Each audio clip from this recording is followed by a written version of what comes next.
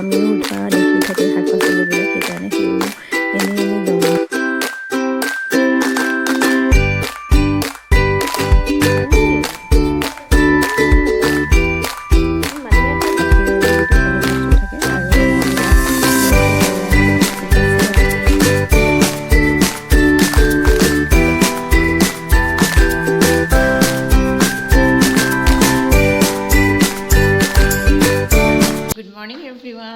Lifestyle পেচনৰ আন এটা ভিডিঅ'লৈ আপোনালোক সকলোকে স্বাগতম জনালোঁ। ৰাতিপুৱা আচবদাৰ লগত গৈছে মৃদভিকে গাজৰ উঠাবৰ কাৰণে বাৰীলৈ। আপোনালোকক দেখুৱাম বাৰু। সি একদম ফূৰ্তিত পূৰা আচবদাৰ লগত গাজৰ উঠাই আছে। আনহাতে হোলী আহি আছে। হোলীৰ সময়খিনি এতিয়া খুবেই ভাল লাগে, কিন্তু ধূলি বতাহ একদম চাৰিওফালে একদম পূৰা লেতেৰা হৈ আছে। ধূলিৰ তাতে ৰাস্তাটো বনাইছে যেতিয়া একদম পূৰা গোটেই ধূলি হৈ আছে। ঘৰৰ সন্মুখবিলাক গোটেই ধূলি হৈ আছে, বাহিৰত একদম ওলাব নোৱাৰি। তথাপিও মৃদভিকক পিছফাললৈ পঠিয়াই দিছোঁ। এইকেইদিন আগফালে তেনেকৈ ওলোৱা নাই। সন্ধিয়া অলপমান সময়ত উলিয়াইছোঁ খেলিবৰ কাৰণে, সন্ধিয়া সময়ত। তথাপিও বেছি সময় ৰখা নাই, সেইকাৰণে পিছফাললৈ পঠিয়াই দিছোঁ এতিয়া আচবদাৰ লগত। আৰু আচবদাৰ লগত একদম পূৰা ফূৰ্তিত গাজৰ উঠাই আছে সি। আৰু কিবাকিবি চব্জি আছে নেকি আনিবৰ কাৰণে দিছোঁ, যিহেতু চব্জি শেষেই হৈছে আৰু নতুন ছিজনেল চব্জি লগাব লাগিব। সেইকাৰণে সি গাজৰ উঠোৱাত ব্যস্ত। ৰাতিপুৱাই চাওকচোন কি কৰি আছে, মই দেখুৱাওঁ। পিছফালে শাক পাচলিৰ বাৰীত আমাৰ আচবদাৰ লগত গাজৰ উঠাবৰ কাৰণে গৈছে। সেইটো চাওকচোন, মই জুম কৰি দিছোঁ অলপমান, বহুত দূৰ হয় কাৰণে ধৰিব নোৱাৰি। একদম ব্যস্ত গাজৰ উঠোৱাত, ইমান বেছি ভাল পায় গাজৰ উঠাব গৈ নহয়, একদম ফূৰ্তিত তাতে উকি মাৰি থাকে। বিশেষকৈ সি এনেও বাৰীলৈ গ'লে একদম ক'ব নোৱাৰা হয়, মুকলি পায়। আৰু তাতে ইটো সিটো বস্তু আমিও উঠোৱা দেখি থাকে শাক পাচলিবিলাক, সেইকাৰণে সিও এনেই জংঘলবিলাকো উঠাই মেলি থাকে আৰু কিছুমান শাক পাচলিও উঠাই মেলি থাকে। খুব ফূৰ্তি পায় এইখিনি সময়ত। পাচলি বাৰীখনৰ শাক পাচলি বহুতখিনি শেষেই হৈছে, এতিয়া নাই বুলিয়ে ক'ব পাৰি। নতুন ছিজনেল শাক পাচলি লগাব লাগিব। অকল গাজৰখিনিহে আছে আৰু ওলকবি অলপমান আছে। এইবাৰ বিলাহীটো ইমান ভালদৰে নহ'ল, বাকী চব্জিখিনি ধুনীয়াকৈ হৈছে। ফাকুৱালৈ আৰু দুদিন সময় বাকী আছে। ফাকুৱাৰ সময়ত আপোনালোকে কি কৰে মই নাজানো, কিন্তু আপোনালোকে এটা টিপছ আপোনালোকৰ ওচৰত মই শ্বেয়াৰ কৰোঁ যে ফাকুৱাৰ যিবিলাক মেজেণ্টি ৰং হয় বা কাৰা ৰং হয়, সেইবোৰ কেতিয়াবা থাকি যায় গাত, বা চুলিৰ স্কেল্পত থাকি যায়, কাণৰ কাষত বা এনেকুৱা ধৰণৰ ডিঙিৰ কাষত থাকি যায় দাগবিলাক। বৰ বেয়া লাগে। কিছুমান যোনবিলাক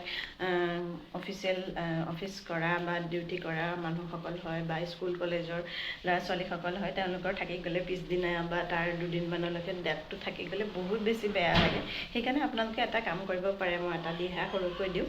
নাৰিকল তেল আপোনালোকে চুলিৰ স্কেল্পত, চুলিৰ আগভাগত, চুলিত কমপ্লিটলি লগাই আৰু মুখৰ স্কিনত, ভৰিত আৰু হাতত বা ডিঙিৰ অংশটোত লগাই পেলাই, মৃদভিক আহিলে লগাই লৈ পেলাই আপোনালোকে তেনেদৰে তাৰপিছত আপোনালোকে হোলী খেলিবচোন। তাৰপিছত আপোনালোকে যেতিয়া গা চা ধুব মেলিব, চুলি চেম্পু কৰিব, একেবাৰে হোলীৰ কোনো ধৰণৰ মেজেণ্টিৰ দাগ নাথাকে, সেইটো আপোনালোকে দেখিবলৈ পাব। সেইটো 100% প্ৰমাণিত। সেইটো মই প্ৰত্যেক বছৰে ইউজ কৰি আহোঁ। নাৰিকল তেল লগাই পেলাই মই হোলী খেলোঁ, সেইকাৰণে কোনো ধৰণৰ দাগ নাথাকে। যে মই হোলী খেলিছোঁ একদম গমেই নাপায়।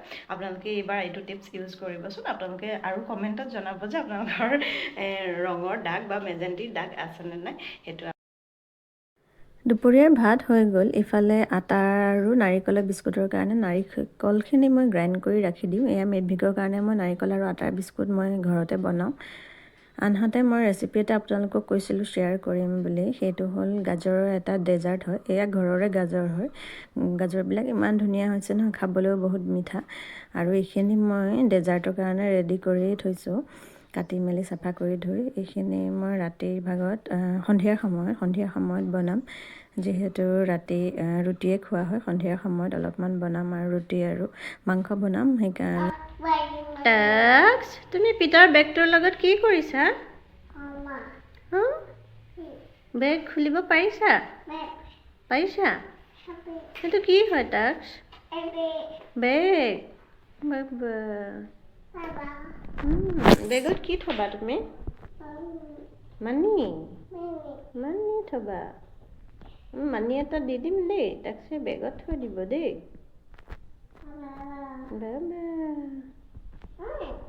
তুমি খেলো কৰিছানে?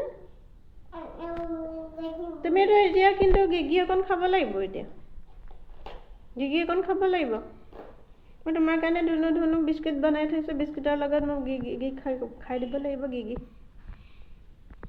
তোমাৰ কাৰণে মই ধুনীয়া বিস্কুট বনাই থৈছোঁ ধুনীয়া কুকিজ বনাইছোঁ খাব লাগিব গিগিৰ লগত খাবানে খাবা খাম মই ৰেডি কৰি দিম দেই হ'ব হ'ব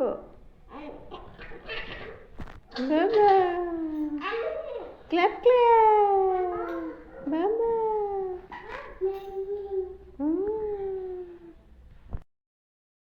ইফালে সন্ধিয়া চাহ খাই উঠি পেলাই মই লাগিলোঁ গাজৰৰ ডেজাৰ্টৰ কাৰণে ইয়াত মই বইল কৰি লৈছোঁ গাজৰখিনি তাৰ কাৰণে আপোনালোকৰ যিখিনি উপকৰণ লাগে মই কাষত লিখিয়ে দিছোঁ আপোনালোকে সেইখিনি ৰেডি কৰি লৈ এইটো ডেজাৰ্ট বনাব লাগে খুবেই সুস্বাদু হয় খাবৰ কাৰণে আৰু সৰু বাচ্ছাৰ খোৱালেতো খুবেই বেছি ভাল যিহেতু গাজৰ আৰু গাখীৰৰে গোটেইখিনি বস্তু থাকে আৰু মই ইয়াত যিহেতু এয়া ইলাচি আৰু ডালচেনি দিছোঁ আনহাতে যিখিনি বস্তু লাগে আপোনালোকে ৰেডি কৰি ল'লে এইটো বনাব পাৰে ৰুটিৰ লগত খায়ো ভাল লাগে বা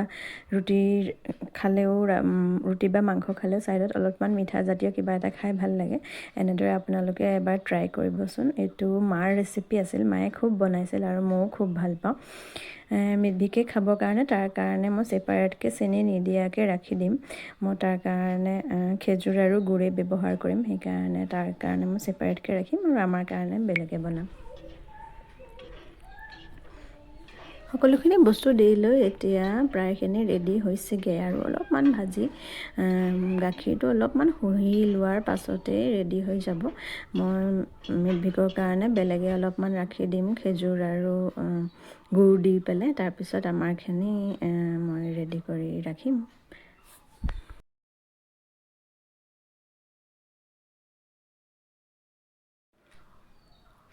এয়া ইফালে হৈ গ'ল কেৰেটৰ ডেজাৰ্ট ৰেডি মই ৰাতি ৰুটি আৰু মাংসৰ লগত খাবৰ কাৰণে অলপমান তেনেদৰে মিঠা বস্তু বনাই থৈছোঁ আৰু মিঠবিকৰ কাৰণে অলপ ছেপাৰেটকৈ থৈছোঁ মিঠবিকক মই যিহেতু সন্ধিয়াই এনেই এতিয়া খুৱাম সেইকাৰণে তালৈ আৰু আমাৰ পৰা নিদিওঁ যিহেতু আমাৰখিনিত চেনি মিহলালোঁ সেইখিনি মিঠবিকৰ কাৰণে মই ৰাখি থ'ম এনেদৰে পৰিৱেশন কৰি 2-3 কপিমান ফটোও মাৰি থ'লোঁ আনহাতে আজিৰ ব্লগটো কেনেকুৱা লাগিল আৰু আজিৰ ৰেচিপিটো আপোনালোকে ট্ৰাই কৰি চাব আজিলৈ আহোঁ ইমানেই শুভৰাত্ৰি বন্ধুসকল